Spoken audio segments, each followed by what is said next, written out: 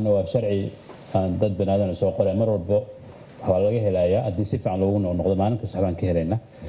marka waxaan u malaynaynaa arrimahaas guddigiisa u sheegeen inay yihiin arrimo wada macquula aan insha allah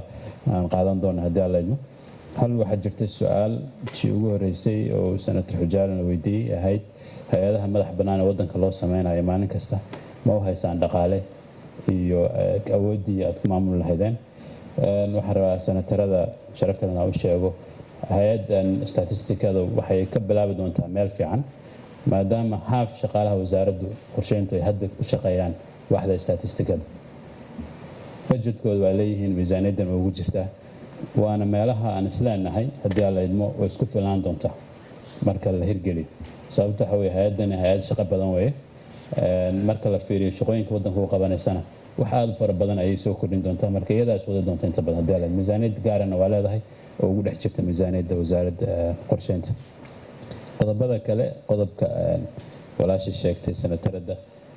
haweenka sax weeye 9 qof insha Allah waxaan rajeynaa noqdaan 9 qof oo isu dheelitiran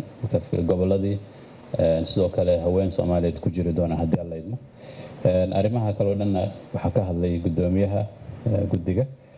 waan tixgelin doonaa aan isku dayi doonaa haddii alla idmo